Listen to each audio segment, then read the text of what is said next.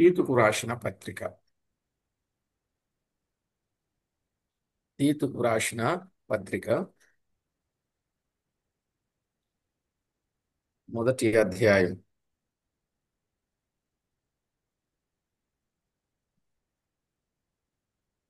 11వ వచనం నుండి 16వ వచనం వరకు చదువుకుంటాం. వారి నోళ్లు మూయింపవలెను, అటు వారు ఉపదేశింపకూడని వాటిని దుర్లాభము కొరకు ఉపదేశించచ్చు. కుటుంబములనే పాడు చేయుచు ఉన్నారు. వారిలో ఒకడు అనగా వారి సొంత ప్రవక్తలలో ఒకడు ఇట్లనెను: క్రేతీయులు ఎల్లప్పుడూ అబద్ధికులు, దుష్టమృగములు, సోమరులకు చిండిపోతున్నై ఉన్నారు. ఈ సాక్ష్యము నిజమే. ఈ హేతువు చేత వారు యూదుల కల్పనా కథలను, సత్యము నుండి తొలగిపోవునట్టి మనుషుల కట్టడలను లక్ష్య పెట్టక, విశ్వాస విషయమున స్వస్థులకు నిమిత్తము వారిని కఠినముగా గద్దింపు. పవిత్రులకు అన్నీ పవిత్రములే గాని అపవిత్రులకు, అవిశ్వాసులకు ఏది పవిత్రమైనది కాదు. వారి మనస్సును వారి మనస్సాక్షి అపవిత్రపరచబడి ఉన్నవి. దేవుని ఎరుగుదమని వారు చెప్పుకొందురు గాని అసహ్యులను, అవిధేయులను, ప్రతి సత్కార్యం విషయం భ్రష్టులై ఉండి తమ క్రియల వలన ఆయనను ఎరగమన్నట్టున్నారు. చదవబడిన ఈ లేఖనం కొరకు చిన్న ప్రార్థన చేసి వాక్యాన్ని విందాం. కృపా కనికరములు గల మా దేవ, సర్వాధికారి అయిన మా ప్రియ ప్రభువా, మీ గణనామానికి వందనాలు, స్తుతులు, స్తోత్రాలు చెల్లిస్తున్నాము. ప్రభువాని పిలుచుట కూడా అర్హత లేని మా బ్రతుకుల్లో ఒక గొప్ప మార్పును ఇచ్చి రక్షించి దైవరాజ్యమునకు వారసులుగా చేసి నోరారా మా ప్రభువా తండ్రి అని పిలుచుకునే భాగ్యం మాకు ఇచ్చినందుకు స్తోత్రము. మా ప్రియ ప్రభువా, మమ్మను మీరు జ్ఞాపకం చేసుకొని మరో దినం మాకు మీరు ఈవిగా ఇచ్చి ఈ దినములో మీకు రావలసిన మహిమను మేము ఆపాదించడానికి మమ్మల్ని ఎన్నుకొని ఏర్పాటు చేసుకొని చేసింది ప్రతి విధమైన కార్యం అంతటిని బట్టి మిమ్మల్ని ఎంతో స్తుతిస్తున్నాం. ఏ యోగ్యత లేని మా పట్ల ఇంత గొప్ప ప్రేమ చూపినందుకు ఏమిచ్చి మీ రుణం తీర్చుకోగలం? ఏమిచ్చినా రుణస్థులమని మీ ఎదుట ఒప్పుకుంటూ మీకు రావలసిన మహిమ, ఘనత, ప్రభావములను మీరు ఆరోపించుకొనమని కోరుచు మా ప్రాణనాథుడు, ప్రియుడు, మా రక్షకుడు, వాక్యమై ఉన్న యేసు క్రీస్తు అమూల్యమైన నామమున ప్రార్థించి వేడుచున్నాము తండ్రి, ఆమేన్. ప్రభునందు ప్రియులారా, మనం చదువుకున్న దైవ గ్రంథమైన బైబిల్ నుండి ఎన్నో అమూల్యమైన విషయాలు, ఆధ్యాత్మికమైన సంగతులు మనం తేటగా నేర్చుకుంటూ వస్తున్నాం. ఆ వరుసలో ఈ దినం కూడా తీతుకు రాసిన పత్రికలో మొదటి నుండి మనము 11 నుండి 16 వచనాలు చదువుకున్నాం. ఈ చదువుకున్న ఈ వచన భాగాలలో నుండి ప్రభు తన సహాయాన్ని మనకు అందించున్నట్లు ప్రార్థనాపూర్వకంగా మనం విందాం. ప్రతి ఒక్కరు కూడా జాగ్రత్తగా దేవ గ్రంథంలో నుండి విషయాలను అర్థం చేసుకుందాం. గత వర్తమానంలో వారు ఎలాగున్నారో, క్రేతీయులు ఎలా ఉన్నారో వారిని గూర్చిన వివరాలు ఒక 3 మాటల్లో మనం విన్నాం. నిజమే, క్రేతీయుల యొక్క దుష్ప్రవర్తన ఎలా ఉందో మనము తేటగా విన్నాం. క్రేతీయుల యొక్క పరిస్థితులు,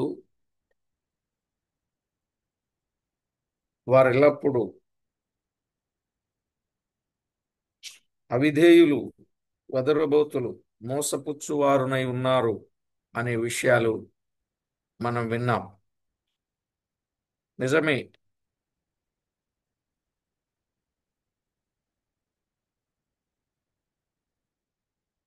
అలాంటి అబద్ధ బోధకుల నోరు మూయించని ఎడల సంఘములు చాలా ప్రమాదము జరుగును అనే విషయాన్ని చెప్పాడు. ప్రియులారా, వారు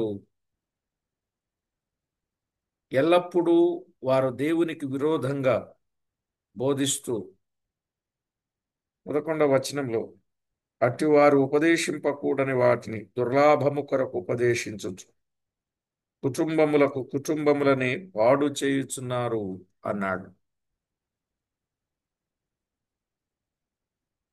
వారు అట్టి వాటిని బోధించుటకు హక్కుదారులు కారు, వారి నోళ్లు మూయించాలి అనే మాటను బట్టి మనము చూస్తే వారు నామకార్థ క్రైస్తవులని తెలియచున్నది. వారు నామకార్థ క్రైస్తవులు. అటివారు దుర్లాభము కొరకు ఉపదేశింపకూడని వాటిని ఉపదేశించుచు అన్నాడు. తిమోతికి వ్రాస్తూ పౌలు కొన్ని విషయాలు చాలా వివరంగా తిమోతికి కూడా చెప్పాడు. తిమోతికి రాసిన మొదటి పత్రిక 6వ అధ్యాయం 9వ వచనం. ధనవంతులగుటకు అపేక్షించు వారు శోధనలోను ఉరిలోను వివేకయుక్తములను హానికరమైన అనేక దురాశలలోను పడుదురు. అట్టివి మనుషులను నష్టములోను నాశనములోను ముంచివేయును అని మనం చూస్తున్నాం. ఇక చివరికి ఈ ధనాపేక్షను కొందరు, అంటే దుర్లాభం, ఈ ధనాపేక్ష కొరకు వారు అలాగున ఆలోచన చేస్తున్నారు. ఈ ధనాపేక్ష సమస్తమైన కీడులకు మూలం. కొందరు దానిని ఆశించి విశ్వాసము నుండి తొలగిపోయి నానా బాధలతో తమను తామే పొడుచుకొనిరి అన్నాడు. నానా బాధలతో తమను తామే పొడుచుకోవలసిన పరిస్థితి వారికి వచ్చింది. కనుక దుర్లాభం అనేది ధనాపేక్షకు సంబంధించింది.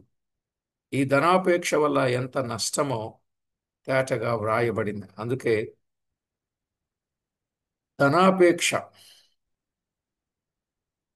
లేనివారుగా ఉండుట ఎంతో మంచిది, ఉన్న వాటితో తృప్తి కలిగి ఉండుట ఎంతో మంచిది అని తేటగా చెప్పాడు. ఇక 2వ పత్రికలో తిమోతికి రాస్తూ 3వ అధ్యాయం 6-7 వచనాలు. తిమోతికి రాసిన 2వ పత్రిక 3వ అధ్యాయం 6-7 వచనాలు.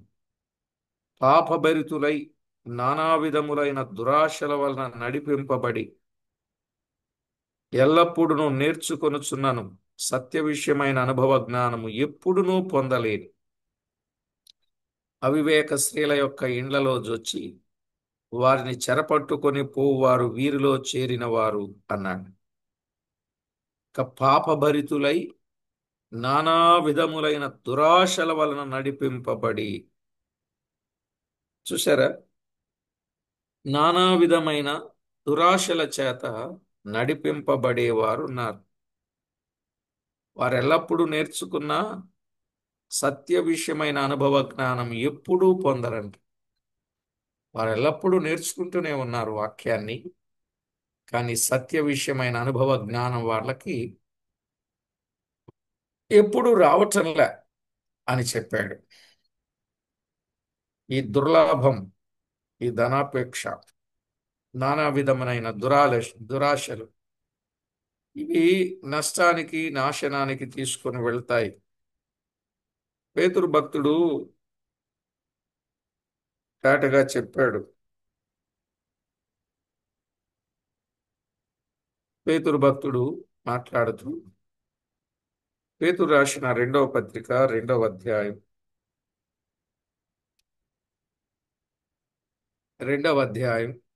3వ వచనం.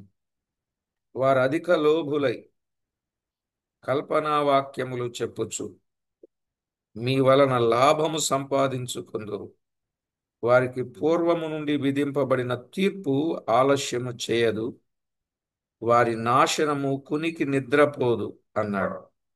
వారు అధిక లోభులై కల్పనా వాక్యములు చెప్పుచు మీ వలన లాభము సంపాదించుకొందురు.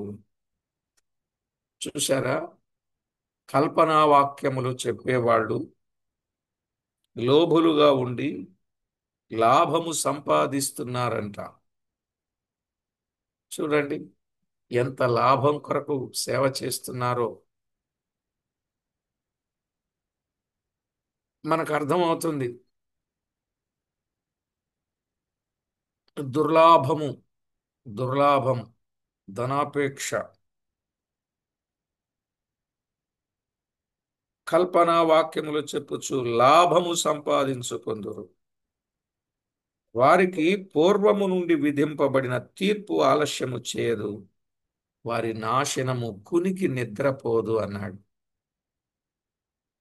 అలా దుర్లాభము కలిగి లాభాన్ని ఆశించి ధనాపేక్ష కలిగిన వారి గతి ఎలా ఉంటుందో చాలా తేటగా మనం చూస్తాం. దుర్లాభం అనగా చెడ్డ లాభం. దుర్లాభం అంటే చెడ్డ లాభం. ఆకాను చేసింది కూడా ఏమిటండి? దుర్లాభాపేక్షే. ఆకానులో ఉన్నది దుర్లాభం. అవునా? ఆకాను జీవితంలో కలిగింది ఏమిటయ్యా అంటే దుర్లాభం. యెహోషువ గ్రంథం 7వ అధ్యాయం. యెహోషువ గ్రంథం 7వ అధ్యాయం 20-21.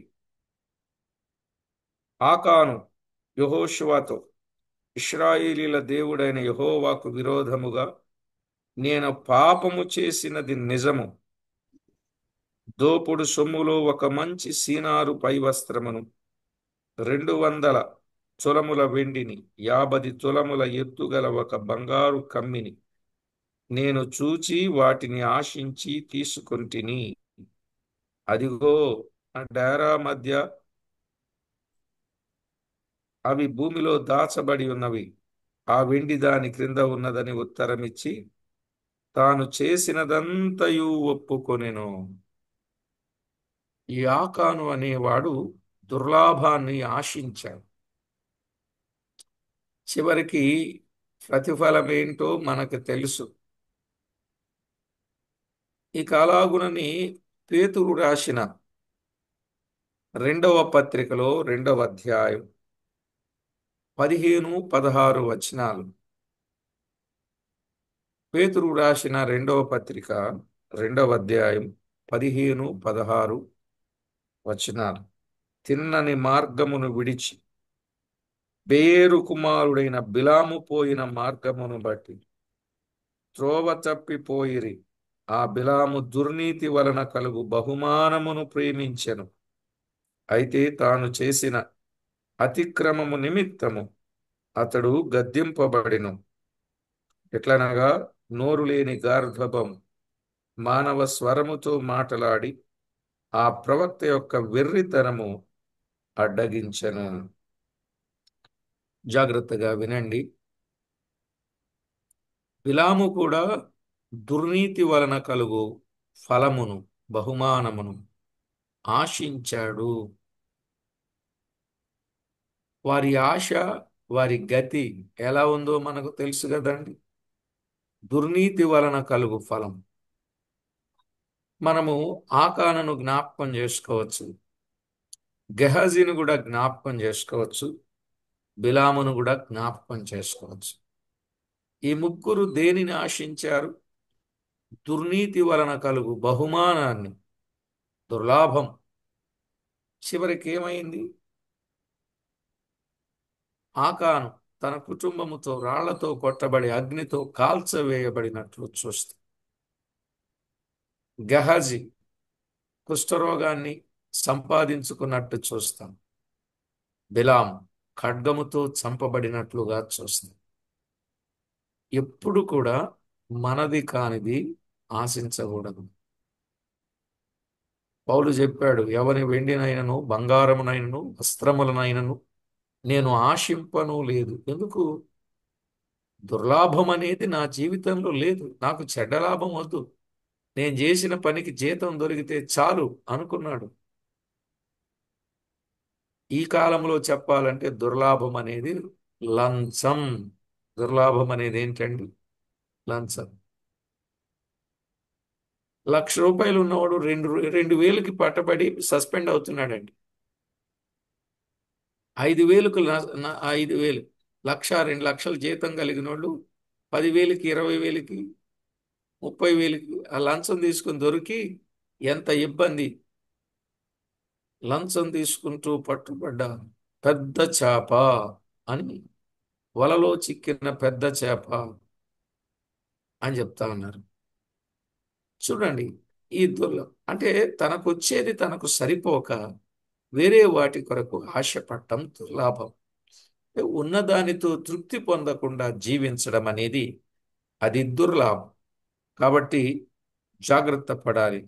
ధనాపేక్ష అనేది చెడు పాపములు చేయడానికి ప్రేరేపిస్తుంది.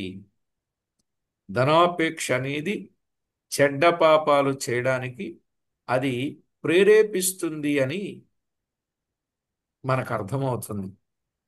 కాబట్టి అలాంటి జీవితం మనకు ఉండకూడదు. ధనాపేక్ష వద్దండి. కలిగి ఉన్న వాటితో తృప్తి పొందాలి. అది ఏదే గాని.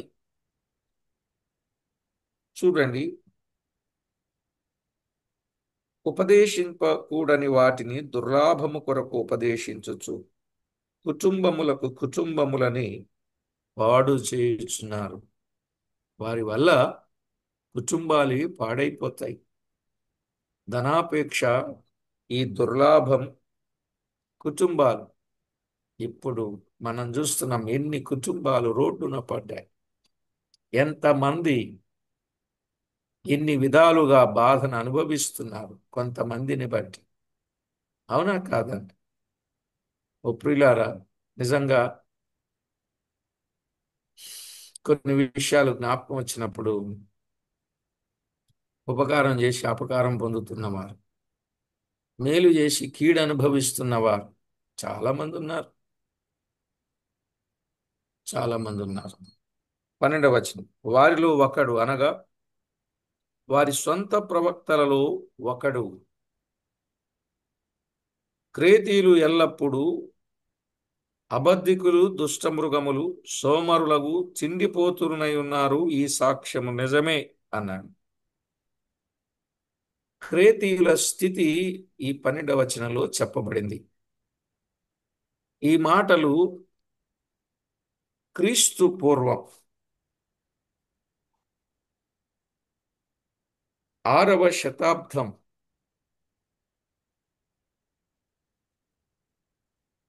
క్రీస్తు పూర్వం 6వ శతాబ్దమున జీవించిన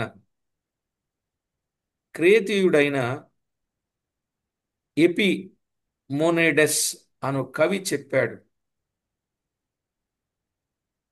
క్రీస్తు 6వ శతాబ్దం అంటే క్రీస్తు శకమే.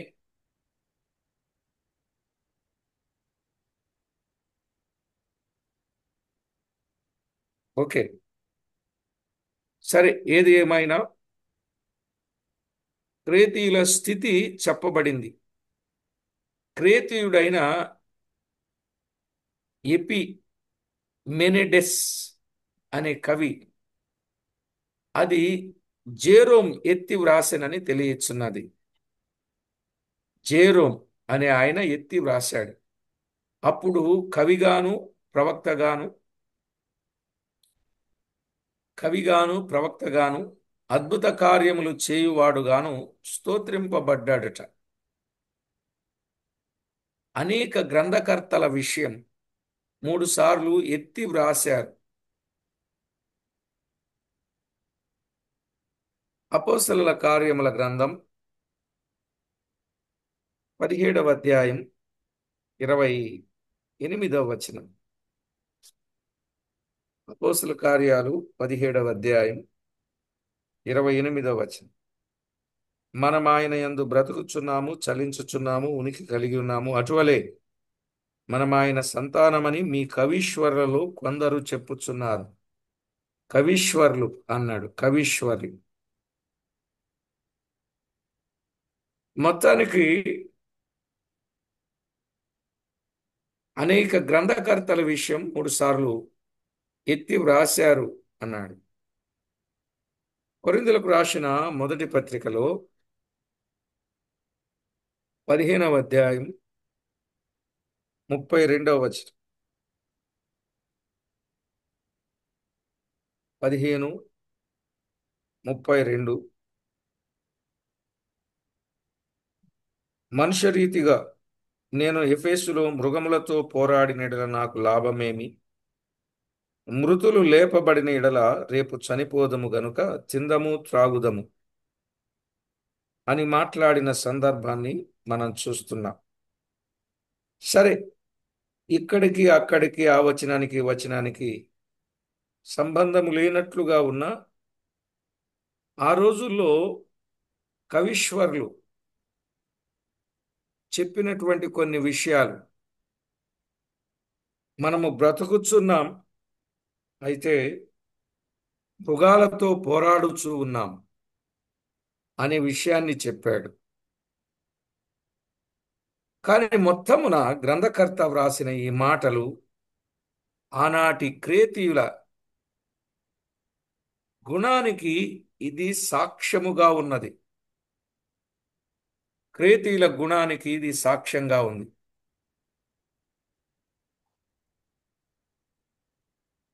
అబద్ధికులు నరకానికి వెళ్ళు ఇంచుమించు ప్రతి జాతిలో కనబడుతూనే ఉన్నారు. ప్రతి జాతిలో కనబడుతూనే ఉన్నారు. మీరు ప్రకటన గ్రంథం 21వ అధ్యాయం 8వ వచనం, ప్రకటన 21:8లో ప్రతి జాతిలోనూ కనబడుతూనే ఉన్నారు కదా. 21:8లో మనకు కనబడుతున్నటువంటి వాళ్ళ జాతి పిరికివారు, అవిశ్వాసులు. అలాగే 22:15 కూడా మనం చదవచ్చు. 22:15 అలాగుననే ఈ అబద్ధికులు అగ్నిగంధకాలతో మండు గుండములో పాలు పంపులు పొందుదురు, ఇది రెండవ మరణం అని చెప్పాడు. అలాగే మరి ఈ అబద్ధికులు అన్నాడు. అసలు ఈ అబద్ధానికి జనకుడెవరు? యోహాను సువార్త 8వ అధ్యాయం 44వ వచనం. 8వ అధ్యాయం 44వ వచనం. అబద్ధానికి జనకుడెవరు? అపవాదే, సాతానే. ఇక్కడ దుష్ట మృగములు అనేవి పాపాత్ములను సూచించుచున్నవి. వీరెల్లప్పుడూ అబద్ధికులను దుష్ట మృగములు అన్నాడు కదా. ఈ దుష్ట మృగములు అనేవి వేటిని సూచిస్తా ఉన్నాయి? పాపాత్ములను సూచిస్తా ఉన్నాయి. పాపాత్ములను సూచిస్తా ఉన్నాయి దుష్ట మృగములు. అందుకే పౌలు కొరింథీయులతో మాట్లాడుతూ 15వ అధ్యాయం మొదటి పత్రిక 32లో నేను ఎఫెసులో మృగములతో పోరాడి తిని అన్నాడు. కనుక క్రేతీయులు ఎల్లప్పుడూ అబద్ధికులు, దుష్టమృగములు, సోమరితనం, వారిలో ఎక్కువ సోమరిపోతులు, తిండిబోతుతనం. ఈ సోమరితనం, తిండిబోతుతనం భయంకరమైన పాపములు. సోమరితనం అన్న తిండిబోతుతనం ఇవి భయంకరమైన పాపములు. సామెతల గ్రంథములో సామెతల గ్రంథం 23వ అధ్యాయం 2వ వచనంలో ఏం చెప్పాడండి? నీవు చిండిపోతువైన ఎడల నీ గొంతుకకు కత్తి పెట్టుకొనుము అన్నాడు. తిండిపోతులు తమ గొంతుకకు ఏం పెట్టుకోవాలంట? కత్తి పెట్టుకోవాలి. కత్తి ఎప్పుడు పెడతారంటే షుగర్ వచ్చినప్పుడు పెడతారండి. మిగతా టైంలో కత్తి ఉండదు. ఏమనుకోకండి. నిజమా కాదు? ఈ మధ్య గొంతు కత్తి కూడా పెట్టటంలే. అవసరమైతే ఇంకో షుగర్ టాబ్లెట్ ఎక్కువ వేద్దాం అనుకుంటున్నారు తప్ప. ఆ? అయ్యో, ఇది భయంకరమైన పాపంగా చెప్పడం జరిగింది. చివరికి వీరి గతి ఎలాగుంటుందో చెప్పాడు. 23:21 సామెతలు 23:21. త్రాగుబోతులను, తిండిపోతులను, దరిద్రులగుదురు, నిద్రమత్తు చింపిరి గుడ్డలు ధరించుటకు కారణమగును అన్నాడు. త్రాగుబోతులు, తిండిబోతులు, దరిద్రులగుదురు. దరిద్రం. ఈ త్రాగుబోతులు, తిండిబోతులు దరిద్రులగుదురు, నిద్రమత్తు చింపి గుడ్డలు ధరించుటకు కారణం. ఎంత తేటగా బైబిల్ చెప్తా ఉంది. కానీ క్రేతీయులు ఎల్లప్పుడూ ఎలా ఉన్నారు? సోమరితనం, తిండిబోతుతనంగా ఉన్నారు. మనం ఎప్పుడైనా బ్రతకడానికి తినాలి గాని తిండి కొరకు బ్రతకకూడదు. బ్రతకడానికి తినాలి, తినడానికి బ్రతకకూడదు. కానీ మనం ఆ తినడానికే బ్రతుకుతున్నాం అన్నట్టుంటాం. Eat to live but not live to eat అని ఇంగ్లీష్ సామెత ఒకటి ఉంది కదా. Eat to live but not live to eat.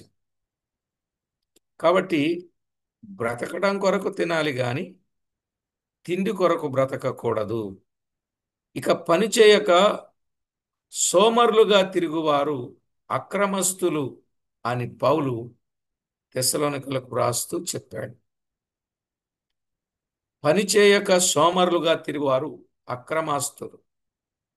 తెస్సలోనికలకు రాసిన 2వ పత్రిక 3వ అధ్యాయం 6-14 వచనాల్లో చెప్పబడ్డది.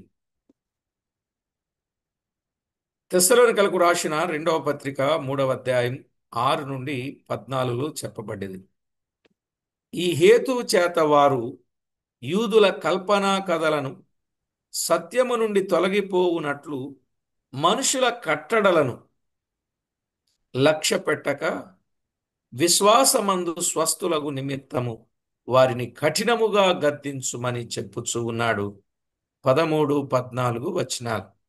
తీతు పత్రిక 1:13-14లో యూదులు కల్పనా కథలను సత్యము నుండి తొలగిపోవునట్టి మనుషుల కట్టడలను లక్ష్య పెట్టక. చూసారా మనుషులు ఎలా ఉన్నారు? కల్పనా కథల వైపు తిరిగిపోతున్నారు. మనుషుల కట్టడలను లక్ష్య పెడుతున్నారు. అలా ఉండక విశ్వాసమునందు స్వస్థులగు నిమిత్తం మీరు అలా తిరిగిపోకండి. అది సత్యం కాదు. కల్పనా కథల వలన ఉపయోగము లేదు.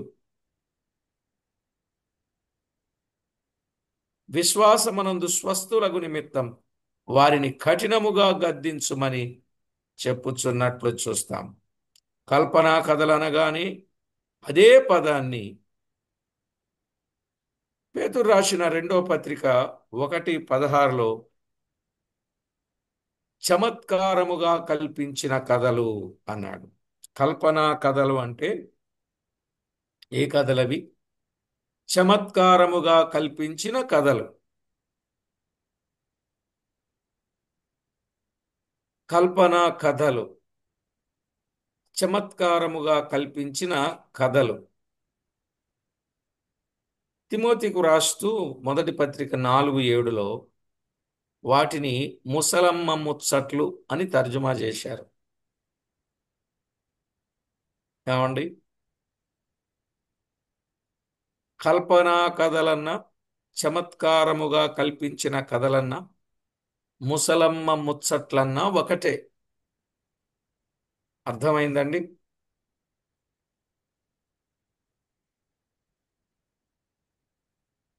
అప్పట్లో ఇవి బాగా వాడుకలో ఉండేవి.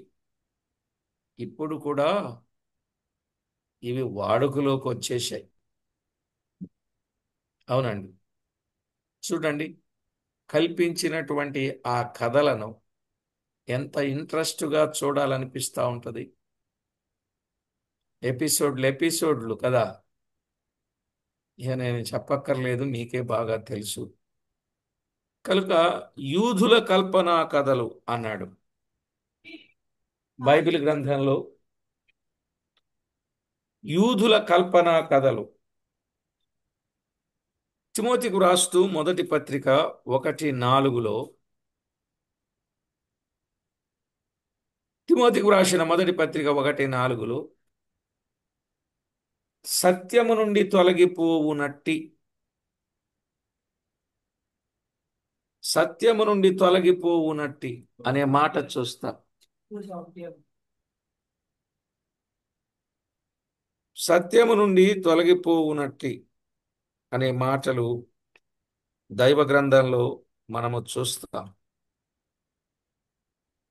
కొంతమంది సత్యము నుండి తొలగిపోయిన వారుగా కనబడుతున్నారు.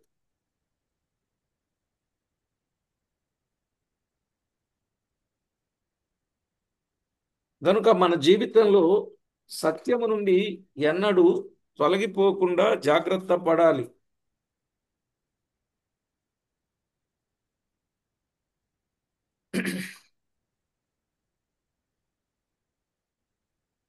ఈ సత్యము నుండి తొలగిపోవునట్లు ఈ మనుషుల కట్టడలు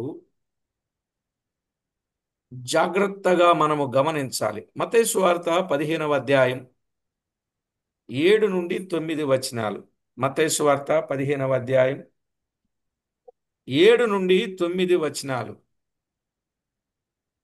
అలాగునని తిమోతికు రాసిన మొదటి పత్రిక 6వ అధ్యాయం 20-21 వచనం.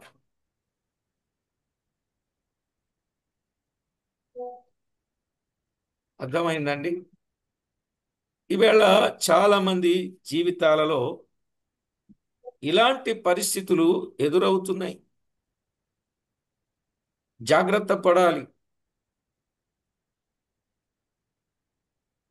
కొలస్సై పత్రిక 2వ అధ్యాయం 20-22 వచనాలు.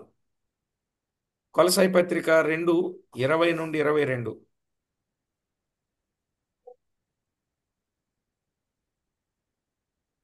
సన్యాసత్వానికి సంబంధించినటువంటి సంగతులు చాలానే ఉండేవి ఆ రోజుల్లో. సన్యాసత్వమునకు సంబంధించినవి అంటే వివాహాలను నిషేధించడం. మీరు తిమోతికు రాసిన మొదటి పత్రిక 6వ అధ్యాయం 20-21 చదివితే, రెండవ పత్రికలో కూడా చదివితే విషయాలన్నీ బయటికి వస్తాయి. కొందరు వీటిని అప్పటి కాలమున వాడుకలోనికి వచ్చిన తత్వశాస్త్రము సంబంధించినదిగా ఉండునని చెప్పుచూ ఉన్నారు. ఇవన్నీ ఒక తత్వశాస్త్రానికి సంబంధించినవి. వారు అనుకోవడం, ఊహించడం, ఇది ఒక శాస్త్రం అనడం. అర్థమైందండి? ఆ రోజుల్లో ఇదే నాస్తికుల సిద్ధాంతం. ఇలా కల్పనా కథలను, సత్యము నుండి తొలగిపోవటానికి నియమించిన మనుషుల కట్టడలు, సన్యాసత్వానికి సంబంధించిన వాటిని అప్పటి కాలంలో వాడుకలోనికి తెచ్చి ఇవి తత్వజ్ఞానం లేక తత్వశాస్త్రం సంబంధించింది. ఇది నాస్తికుల సిద్ధాంతం. దేవునికి ప్రకృతికి మధ్య అనేకమైన అధిపతులు ఉన్నారని అందరూ క్రైస్తవులు నమ్మి అరణ్యములో సన్యాసులుగా జీవించారు. చూడండి ఆ రోజుల్లో పరిస్థితులు ఎలా ఉన్నాయంటే, దేవునికి ప్రకృతికి మధ్య అనేకమైన అధిపతులు ఉన్నారని ఆ రోజుల్లో కొందరు క్రైస్తవులు నమ్మి అరణ్యములో సన్యాసులుగా జీవించారట. మరికొందరు పాపమునకు ప్రకృతికి సంబంధం ఉండుటచే పాపం మన శరీరమునకు అంటనే గాని ఆత్మకు అంటనేరదని బోధించారంట. చూసారా వారి కల్పనా కథలు? మరలా చెప్తున్నా, కొందరు ఏం చేశారు? దేవునికి ప్రకృతికి మధ్య అనేక అధిపతులు ఉన్నారు కనుక అరణ్యములో సన్యాసులుగా మనం ఉంటేనే మంచిది అని భయంతో బ్రతికారు. మరికొందరు ఏం చేశారు? పాపమునకు ప్రకృతికి సంబంధం ఉండుటచ్చే. చూడండి, పాపానికి ప్రకృతికి, ప్రకృతి ప్రకోపించింది అని అంటే మనుషుల్లో పాపం ఎక్కువైపోయింది అంటారు. అవునా కాదా? ఎండలు బాగా మండిపోతున్నాయిరా అన్నాడు ఒక ఆయన. మరి మండవేంట్రా? పాపం ఎక్కువైపోయింది కాబట్టి ఎండలు మండుతున్నాయి అన్నాడు. ఒక ఆయన అన్నాడు, మరి వర్షాలు అస్సలు పడడం లేదు అన్నాడు. ఎందుకు పడతాయిరా? ఇంత పాపం జరుగుతుంది, దేవుడు కనికరిస్తాడా? వర్షాలు ఎందుకు పడతాయి అన్నాడు. భూకంపాలు వస్తున్నాయా? ఎందుకు రావు? పాపం ఎక్కువైపోయింది కదా. సునామీలు వస్తున్నాయా? మరి ఎందుకు రావు? పాపాన్ని బట్టే అని. ఇలా పాపానికి ప్రకృతికి సంబంధాన్ని ఏర్పాటు చేసి ఈ పాపమునకు ప్రకృతికి సంబంధం ఉండుటచే పాపం మన శరీరమునకు అంటునే గాని ఆత్మకు అంటనేరదనే బోధించారట. అది శరీరానికి అంటుద్ది గాని అది ఆత్మకు అంటనేరదు. అలా అనుకుంటూ వారు పాపములో మరి ఎక్కువగా మునిగిపోవచ్చుండిరి అన్నాడు. అలా అంటూనే వారు పాపములో ఎక్కువగా మునిగిపోతా ఉన్నారు. యూదా రాసిన పత్రికలో 8వ వచనంలో చెప్పాడు. యూదా రాసిన పత్రిక 8వ వచనం, అటువలనే వీరును కలలు కనుచు శరీరమును అపవిత్రపరచుకొనుచు శరీరమును అపవిత్రపరచుకొనుచు ప్రభుత్వమును నిరాకరించుచు మహాత్ములను దూషించుచున్నారు. ఇక్కడ వీరు కలలను కనుచు శరీరమును అపవిత్రపరచుకొనుచు అన్నాడు. 16వ వచనం 16వ వచనం, వారు తమ దురాశల చొప్పున నడుచుచు లాభము నిమిత్తము మనుషులను కొనియాడుచు.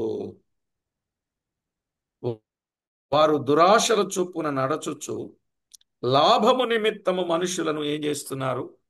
కొనియాడుచున్నారు. ఇప్పుడు పొగడతలు ప్రశంసలు జనాలకు ఎక్కువ కావాలా? నిజం చెప్పండి, అలా పొగిడే వాళ్ళకే డబ్బులు బాగా ఇస్తారు. అవునా కాదా? వాళ్ళు ఎందుకు పొగుడుతున్నారో అది అర్థం కావట్లే. వాళ్ళు ఎందుకు గణపరుస్తున్నారో అర్థం కావట్లేదు. అమ్మగారు అంటే అమ్మగారు కాదు, అయ్యగారు అంటే అయ్యగారు కాదు, ఫలానా అంటే ఫలానా కాదు, ఇంత కాదు అంత కాదు, ఇంత లేదు అంత లేదు. అబ్బో, ఏమి పొగడతలండి! ఇలా పొగుడుతున్నారంటే లోపల దురాశలు ఉన్నాయి. అది గుర్తుపెట్టుకోండి.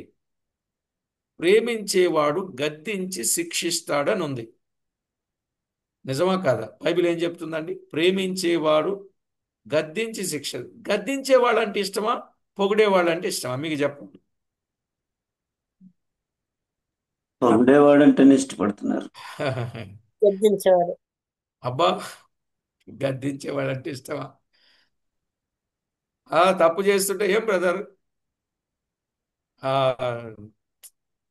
మేము తెలుసుకుంటాంలేండి, మరీ ఏదో అప్పటికప్పుడు అలా జరిగిపోయింది కానీ మేము తెలుసుకోమా అంటారు. ఇక్కడ వ్యక్తిగతంగా చెప్తేనేమో రకరకాలుగా మాట్లాడదు.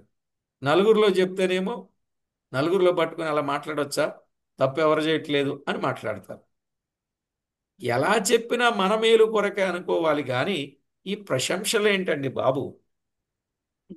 ఈ పొగడ్తలు ఏంటండి? ఇదివరకు అనేవారు భట్టరాజు పొగడ్తలని.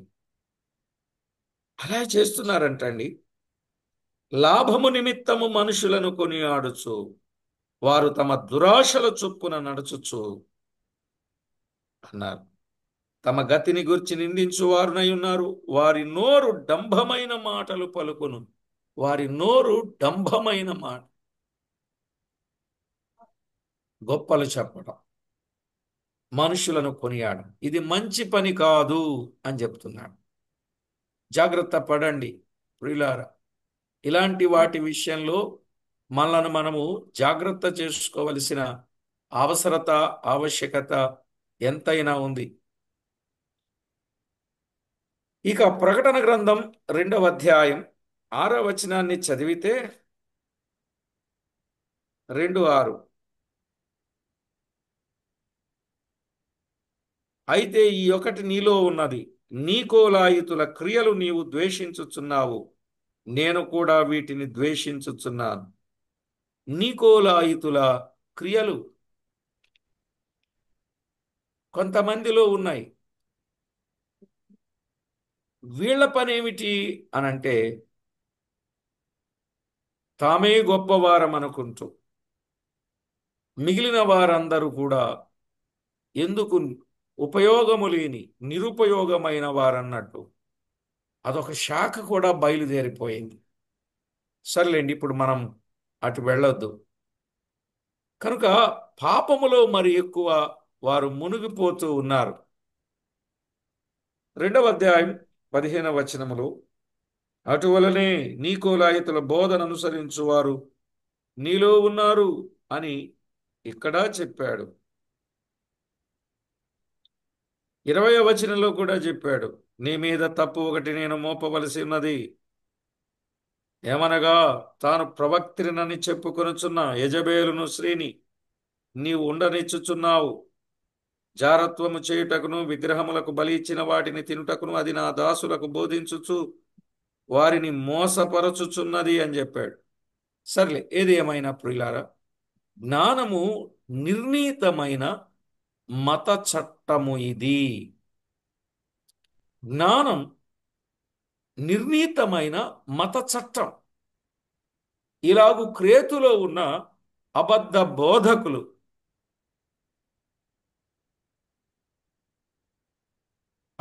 బోధకులు నాస్తిక సమస్త ఆచారములు అవలంబించారు. నాస్తిక సమస్త ఆచారాలు వారు అవలంబించారు. యూదుల కల్పనా కథలు అంటే అందులో ఎన్ని సంగతులు ఉన్నాయో. ఈ కాపరి పత్రికలన్నింటిలో పౌలు వాటిని ఎదుర్కొనుచున్నాడు. ఇలాంటి వారితో మృదువుగా కాక వారి పట్ల చాలా కఠినముగా గద్దింపవలనని పౌలు చెప్పుచూ ఉన్నాడండి. మృదువుగా కాదు, కఠినంగా గద్దించాలి ఇలాంటి వారిని. తీతు పత్రికలో చెప్పాడు, 2వ అధ్యాయం 15వ వచనంలో, ఇలాంటి వారితో మృదువుగా కాదు కఠినంగా చెప్పాలి.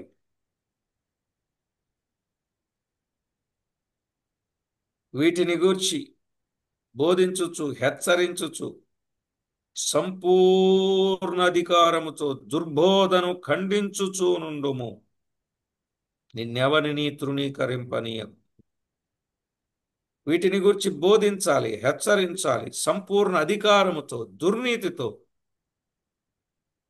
ఉన్నవారిని, దుర్బోధతో ఉన్నవారిని ఖండించాలి అని తేటగా చెప్పాడు. తిమోతికి రాసిన మొదటి పత్రికలో కూడా 5:20లో ఏమన్నాడు? ఇతరులు భయపడు నిమిత్తము పాపము చేయు వారిని అందరి ఎదుట గద్దింపుము. ఎవరిని? పాపము చేసేవారిని అందరి ఎదుట గద్దించాలి అన్నాడు. ఇట్లు చేయుటలో మనం అనుసరించు విధానం వారు విశ్వాసమునందు మంచివారినిగా ఎంచుటయే. వారు విశ్వాసమందు స్వస్థపరచబడుదురు అనగా వారి విశ్వాసములో ఉన్న లోపములు తీర్చబడును. విశ్వాసములో ఉన్న లోపాలు ఏమవుతాయి? తీర్చబడతాయి అని తేటగా తెలియజేస్తూ ఉన్నాడు. కాబట్టి ప్రభునందు ప్రియులారా, ప్రతి వ్యక్తి కూడా తాను చేస్తున్న పని విషయంలో, తాను వెళ్ళుచున్న ప్రయాణం విషయంలో, తాను జీవిస్తున్న జీవిత విషయంలో తనను తాను పరిశీలన చేసుకోవడం ఎంతైనా మంచిది. యూదుల కల్పనా కథలు వాటి వైపు వెళ్ళకండి. ఈరోజు మనుషులు ఎలా ఉన్నారు? దురద చెవులు గలవారుగా ఉన్నారు అని చెప్పాడు కదా. దురద చెవులు కలిగి దేవునికి విరుద్ధంగా జీవిస్తూ ఉన్నారు కనుక అలాగూ కాక దేవునికి ఎంతో మహిమకరంగా జీవించవలెనని ప్రభు అయిన దేవుని పేరట ప్రేమతో మీకు మనవి చేస్తున్నాను. పరిశుద్ధ గ్రంథమైన బైబిల్ ఎంతో తేటగా చెప్తా ఉంది క్రేతులో ఉన్న వారి పరిస్థితి. ఆనాడు క్రేతు, ఈనాడు మన ప్రపంచం. అందులో మనమున్న దేశం, ఆ దేశములో మన రాష్ట్రం, మన రాష్ట్రంలో మన జిల్లా, జిల్లాలో మండలం, మండలంలో మనం ఉండే మున్సిపాలిటీయా ప్రాంతం పంచాయతీయా ఏమో, మనం ఉండే అందులో ప్రాంతం మన ప్రాంతం, అందులో మన ఇల్లు, మన ఇంటిలో మనం. చూసారా ఎలా ఉన్నాం అనేది మనం ఒకసారి పరీక్ష చేసుకొని ఎక్కడైనా ఏదైనా లోపంగా అనిపిస్తే ప్రభు దగ్గర ఒప్పుకొని క్షమాపణ పొంది మనము క్రేతీలముగా కాక క్రైస్తవులముగా జీవించేటట్టు సిద్ధపడదాం. ఓకేనండి. మనము క్రేతీలంగా ఉండొద్దు, ఆ, క్రైస్తవులంగా సిద్ధపడదాం. ప్రార్థన చేసుకుందాం. పరిశుద్ధుడవైన మా తండ్రి, ఘనుడవైన మా దేవ, మీ ఘననామానికి వందనాలు, స్తుతులు, స్తోత్రాలు చెల్లిస్తున్నాం. దేవా, ఎంతో గొప్ప దేవుడు. కొన్నిసార్లు కొన్ని విషయాల్లో బలహీనతలు కలిగి మిమ్మును ఇబ్బంది పెట్టే మాట వాస్తవమే. కానీ మా ప్రభువా, కుడి ఎడమలకు చుట్టిపోకుండా కాపాడే దేవుడవు నీవు, ఆదుకునే దేవుడవు నీవు, అండగా నిలిచే దేవుడవు నీవు, బలపరచి భద్రపరచి భరోసానిచ్చే దేవుడవు నీవు. అందుకొరకై స్తోత్రములు. మా ప్రభువా, క్రేతీయుల వంటి లక్షణాలు ఎవరిలో ఉన్నా క్షమించి సరిచేసి నిజమైన క్రైస్తవులుగా తీర్చిదిద్దండి. మా ప్రభువా, పాప సంబంధమైన ఆలోచనలు, ఊహలు, ఉద్దేశాలు తొలగించండి. మీకు మాత్రమే మహిమ తెచ్చేవారుగా ప్రతివారిని మీరు సిద్ధపరచండి. ఎన్నోసార్లు హెచ్చరిస్తున్నారు, గద్దిస్తున్నారు, బుద్ధి చెప్పుచున్నారు. మా ప్రభువా, మీకెంతో మహిమ తెచ్చేటట్లు ప్రతి ఆత్మను సిద్ధపరచమని ప్రార్థిస్తున్నాం. కల్పనా కథల వైపుకు వెళ్ళిపోకుండా, మళ్ళుకోకుండా